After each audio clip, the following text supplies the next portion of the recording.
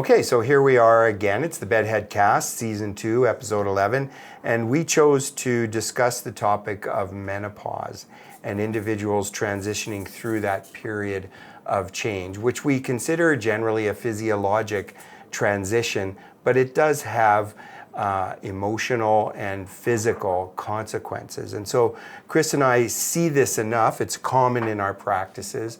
And what is important to understand is that in the top 5 symptoms that individuals experience going through menopause, sleep disturbance and disturbances in mood and states of anxiety are common. And this is why we end up seeing this a lot in practice. So what we have to do before we start is disclose and disclaim that the two of us are old white men who have never been through menopause, nor do we pretend to think that we know what that experience is like, other than seeing many patients and individuals who have gone through that experience and had to assess the relationships of sleep and mood to the experience the individual's having and develop a treatment strategy and advise family physicians on how to address these aspects of it. So that is our disclaimer for today. Chris, the word of the day. It's the CLIMACTERIC, Okay. and it's a medical term for the gradual changes in the cycles of females. And you often referred to it was another term for menopause, and the climacteric is also a critical period or event that has far-reaching implications. Okay. And associated with the changes in ovarian function for women. Yes. Right? And so there are 3 sort of phases that women go through in their lives. They start to have their periods. Yeah. Those are certain changes that occur with the ovarian function.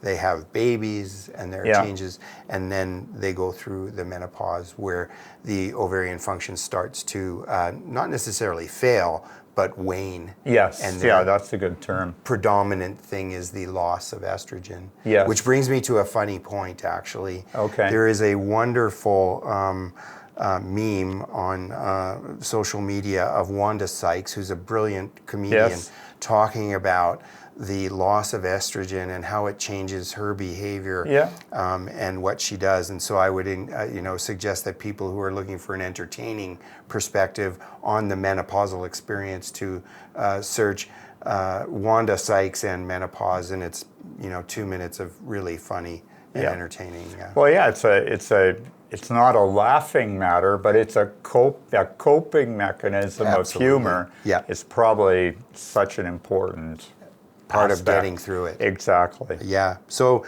tell us from your perspective as the psychiatrist, what do you see? Well, I just wanted to make this, I think, pivotal point, and that is that there are essentially 4 hormones that affect every tissue. Mm-hmm.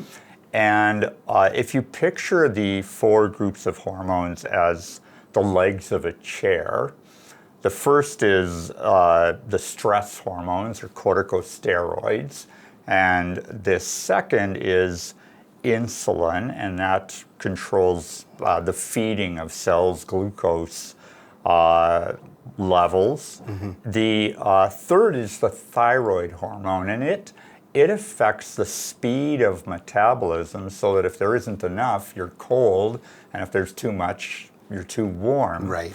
And then there's the reproductive hormones, the estrogen and progesterone, so that if that starts to decline, the other 3 legs have to hold up the chair. And it's demanding on those other hormones. And so that's partly why you get these symptoms of mood instability, the physical changes you mentioned, which you'll talk about, but the mood changes and the anxiety, the irritability, even thinking changes. So people will notice their memory doesn't seem to be as Yeah, good. concentration, Exactly. attention All of those things start to fail. Exactly. And people will come in quite distressed. Oh, understandably. And then they come in to see me or our team because their sleep is disturbed. Yes. But the fact is, the real key is that it's affecting their behavior and their quality of life. Right. And of course, this becomes a cycle because there's further disturbance in sleep. So from your perspective, as the psychiatrist, you know, what pushes you towards treating an anxiety presentation or depression presentation? Because we do know that this is a normal physiologic process. Right. But people's responses to it are different. Yes, Right. they're very different, but they're also the same in terms of it's either intensity or maybe even duration. Okay. But any symptom that affects mood is going to have implications for the interactions with other people. So if you lose confidence because of your memory doesn't seem to be right, that your clarity of thought might be a bit off, and then the anxiety, which can create irritability, sadness, all of those issues, I'm looking for other reasons that can't have to be taken into account at the same time. When something is physical, and my specialty is supposed to take a look at, are there any reasons that the behavioral changes or mood changes or thinking changes are from a physical cause first. Okay. What would be an example of a physical cause? Well, the physical cause would be menopause. Okay. It could also be someone's thyroid is low, or Okay. somebody's Right. got chronic pain. Okay. All those Things. factors. And so, generally speaking, how do individuals who are going through menopause present to you? They're referred by their family doctor? Yes. Yeah. And the question is, does this person need medication, or would it be beneficial? Exactly. And often, is medication helpful? Well, there's the medication that seems to have a big effect is hormone replacement therapy, Okay. but there's a lot of concern around that. At the same time, many doctors will agree to use the hormone replacement therapy, but consulting with their patients about is there any family history of certain Their cancer conditions, risk. and also there's been a lot of adjustments to the actual hormones that are Being delivered. used. Yes, Right. exactly. Okay. And so, how do you see the presentation where sleep disturbance affects mood? Like, what do you see?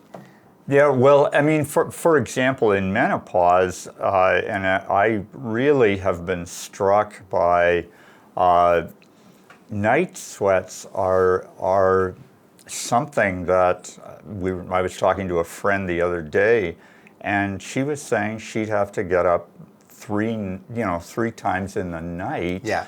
and change it. So just that physical disturbance. just the physical. Yeah, not someone who had 20 years of insomnia. Exactly. Okay, so this is interesting, and the reason I ask you that is because that's when we're seeing people referred, individuals going through menopause, tremendous sleep disturbance, please assist, you know, and it's really interesting because by the time they get to us, they're on, if they're going to be on hormone replacement therapy, they're on, and it probably isn't helping their sleep, or they wouldn't be seeing us. Right? Yes, I see. So there's something else going on, and often there is a long history of sleep disturbance. Right. So I will say to individuals who are presenting in the menopausal years, maybe not there yet, but it's coming. Remember that if we don't help you with your sleep now, let's say someone's 38, so they're they're not menopausal, but they have terrible sleep. Yes. And they're gaining weight. Yes. And if we don't help you with your sleep now, in the next 12 years or so, Yes. you are going to be going through menopause. Yes. And that's going to make all of this a lot worse. Right, exactly. So we need to get to work. Yes. And as you would say, if you can stabilize the individual's sleep, you can sort of really dampen down their mental health issues. Oh, yeah, absolutely. But this is a physiological thing Yeah. that they're transitioning through, and we can often capture that before the menopausal years begin. Yeah. Which we know that it spans upwards of more than 10 years. That's what's referred to, these gradual changes, but that is referred to as perimenopause. Yeah. Sorry, okay. Yeah. And so this is really important. Right. And acknowledging that this isn't about a year or 2 years, or Right. this can be about 10 years. Yes. And it can span a period of time when individuals are undergoing other stressors. Right. Because those years of, I used to say the worst years of my life were like 40 to 60. Okay. Because there's just lots going on. Yes. Right? We're trying to build our practices. We've got young teenagers, et cetera, et cetera. And so it's really important to understand there are many factors in all of this. Yes. And, I think what we need now is a personal experience, which is going to come from our lovely producer, who's going to explain her experience of transitioning through the menopausal years and augment our conversation. So, Patti, you've got a good story to tell. I think it's instructive. So. Thanks, Chuck, for bringing up those important points about menopause, specifically about the number of factors that are going on for women at that time, not only menopause, but young families, and often in the peak of our careers. Yep. And we start to lose some function that is, pretty distressing, I would say. My experience is that I got pushed into very early menopause from a very severe, life-threatening infection, which then carried on for another 10 years as a chronic infection. So for me, I didn't know what the sweats were coming from. Were they coming from the infection? Were they coming from menopause? And then going through that, some information, I found out that perimenopause, when it's pushed early, often the symptoms are accentuated. Yeah. So that was my experience, plus having teenager who needed a lot of help. Right. And then the brain fog, I'm going to say, Yeah. was super distressing Yeah. for me. And that's something we see a lot. Yeah. It's the common complaint. And is this because of my sleep, or what's going on? Exactly. And it's very complicated. Yeah. And for me, the infection was layered on that. And women Right. do have other stuff going on during that time. But I do want to say the fog lifts. And at the end of the tunnel, you get your brain back. Well, that was my question is like, does that happen, or did that Absolutely. happen for you? And if so, maybe like, what was the experience like as it lifted? Because it gives people hope. Oh, well, ironically, the chronic infection got resolved probably around the same time that I was coming out of the main menopause symptoms.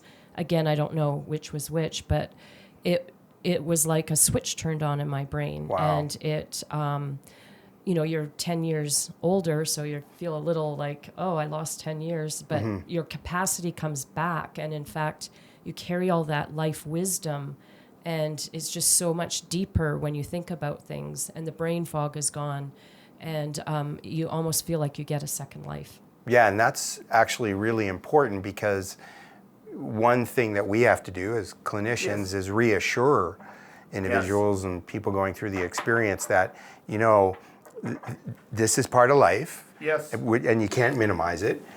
We can do what we can do to manage symptoms. Yes. Or comorbid conditions like an infection or whatever. But at a certain point, you have to understand this is going to go away. Yes, I think There is hope. I'd also like to get a little bit of credit from I'm still in the podcast, and our executive producer. Yeah. I'm sort of feeling she might see you as her favorite, just Oh. because Because I got to talk yeah, to the well, producer. yeah. So okay. Yeah, I feel I'm a bad little about sensitive. now. I feel no, bad don't about feel that. bad. I just want to be included. That's all. Okay. Okay. Okay, well that's good. No, it's good to get the story, and it is such a broad topic. We don't have the time, but to give people an understanding of one, the time span, Yep. and the absolute complexity, the importance that it's not only the family doctor or the gynecologist, or there are many different clinicians. Or the psychiatrist. No, that's my point, is Yeah. there are many different clinicians that can be involved. I will see people who've spent a lot of time with a naturopath. Yes. So, people do what they need to do, and it's important for us to just sort of, accept. I think the individuals have to say, okay, what's working for me? Right. Because that's what frustrates me is Yes. I'm doing this, I'm doing that, and I often have to say to the person, okay, wait a minute, what's working?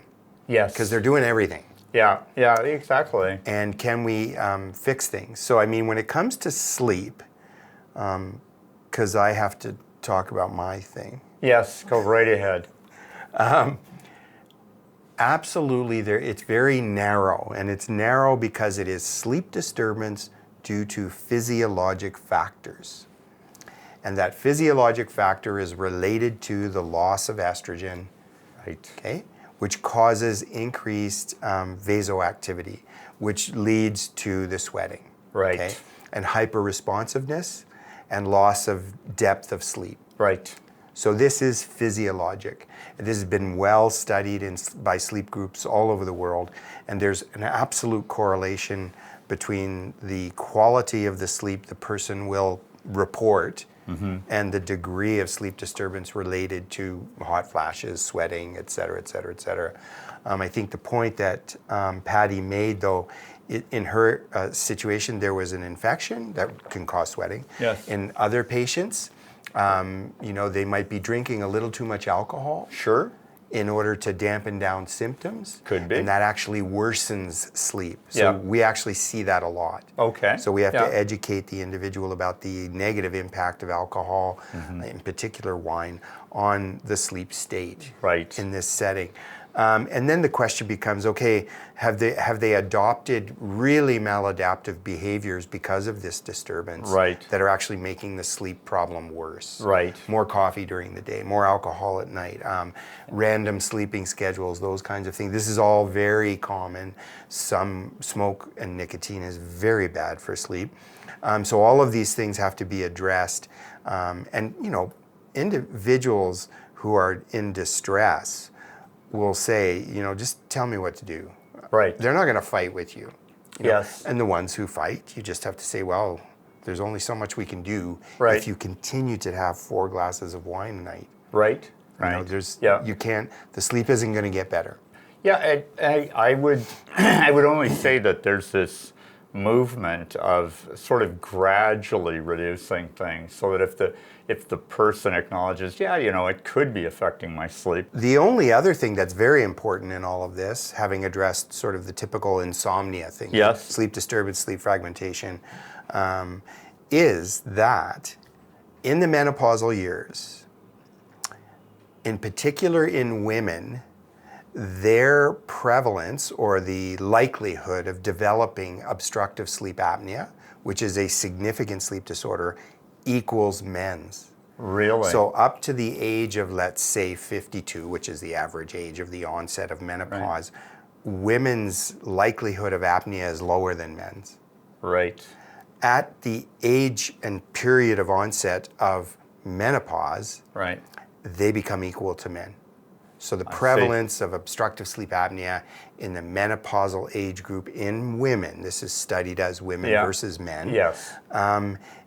is now approaching 20 to 40%, Really? which is not a small number. Right. Totally related to changes in the upper airway tissue due to the loss of estrogen. Right. So this is really important because we ignore it, we miss it. It's not in only obese people. Yeah. They can be perfectly fit, healthy individuals who through that transition start to snore a bit, their sleep becomes disturbed, they're waking up more, they're having hot flashes. It's actually sleep apnea. And you know, it sort of goes back to the four legs of the chair. You know, we take one leg out, it's going to have implications for everything. Everything. Yeah. Exactly. Another very important role of estrogen and the decline of it is that the nurturing behavior goes down. It's Right. so necessary for children and Yep. infants and everybody, and it sort of reminded me of the Wanda Sykes, what Right. you were referring to. Right. But is that the sort? Do you see those sorts of things? Yeah, no, I have within your personal own? experience Yeah. with that. When my late wife went through the menopausal years, I have two daughters, and they were teenagers at that time. So that brings up the whole issue of having teenagers in the house going through menopause, full-time work as a teacher in a Right. very big high school. Yeah. So lots of stress. And we in my practice, very stressful at that time, just trying to make things work. And it was just, you know, you had to have at some point a sense of humor, because she would literally lose her mind and go nuts. And so the three of us would get scared. Yeah. And at the same time, there was a show that we loved to watch, that 70s show. And the mom was Kitty, and they would do these skits on her going through menopause, and they're absolutely hilarious. And so we would just look at Pam and go, yeah, that's a Kitty moment. Yes. And so I think, you know, in the end, it became, we could have a little bit of fun around the incredible distress that she was going through. No, exactly. But that's the loss of the nurturing behavior. Diminishing. Yeah. Okay. So what's your homework, Chris, for the? Well, I folks? hope it's going to be interesting. Music has been shown to lower the symptoms of the mental health issues, but even the physical changes. Yeah. And so for me, the in developing this episode, we reached out and looked for really reliable, valid resources for individuals, and we come across a group that we've vetted and are very confident would provide excellent resources, education, and it's called MyNyah, MyNyah.ca. And this is a group from the University of Alberta of experts who have developed an educational platform and resource platform for individuals going through menopause. So you can check out the website. It's up, but will be fully launched hopefully in the summer of 2024. And we would strongly recommend checking this out because it is a very good resource along with the Menopause Society of Canada. So check those resources out. So that's episode 11. One more to go. Well, I guess it's time to say you got to get your head to bed. Okay, see you next time.